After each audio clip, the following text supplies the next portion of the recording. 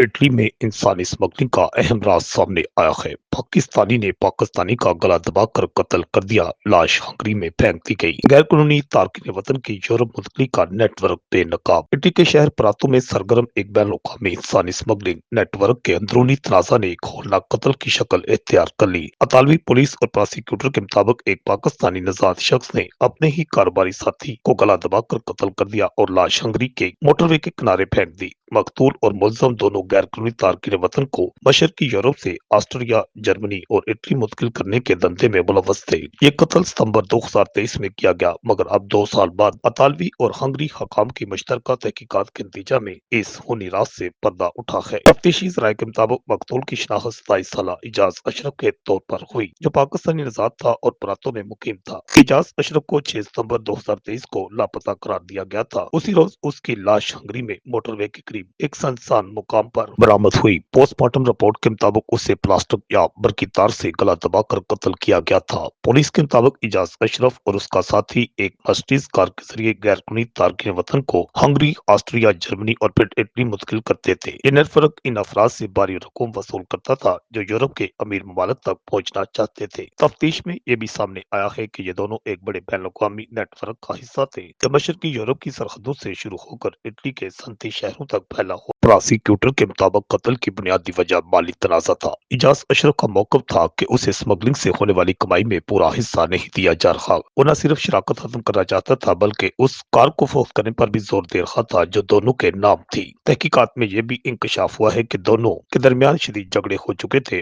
मुलजिम ने व्हाट्सएप पैगामात में इजाज को कत्ल की धमकियां दी थी। इजाज ने चंद दोस्तों को बताया था कि उसे अपनी जान को खतरा है। पुलिस ने मकतूल और मुलजिम के मोबाइल फोन का डाटा हासिल किया, जिसने केस की कड़ियों को जोड़ दिया। इजाज का फोन आखिरी बार 5 सितंबर 2023 को इटली में एक हाईवे के करीब ऑन हुआ। उसके बाद उसका फोन हमेशा के लिए बंद हो गया। दूसरी तरफ मुलजिम इन्हीं दोनों प्रांतों से स्लोवेनिया और फिर हंगरी गया। 6 सितंबर की सुबह वो दोबारा प्रांतों वापस पहुंच चुका था। मजीद ये कि मकतूल के फोन पर बार बार की गई कॉल्स 0 सेकंड पर कटती रही, जो इस बात की अलामत थी कि फोन बंद या तबाह कर दिया गया था। तहकीकात में एक अहम गवाह ने बयान दिया कि एक पाकिस्तानी शख्स मेरे पास आया और कहा, मेरे करीबी रिश्तेदार से कत्ल हो गया है, लाश फेंक दी गई है, अब मैं क्या करूं। बाद में मालूम हुआ कि ये बात दरअसल कातिल ने बिलवास्ता तौर पर अपने ही जुर्म के बारे में कही थी। प्रांतों की प्रोसिक्यूटर ने मुलजिम के खिलाफ कत्ल, लाश छुपाने और गैर कानूनी इमिग्रेशन के कारोबार के इल्जाम आयद कर दिए हैं। हकाम का कहना है मजीद गिरफ्तारियां भी हो सकती हैं क्योंकि ये नेटवर्क सिर्फ 2 अफराद तक महदूद नहीं था। रिपोर्ट आकाश न्याजी।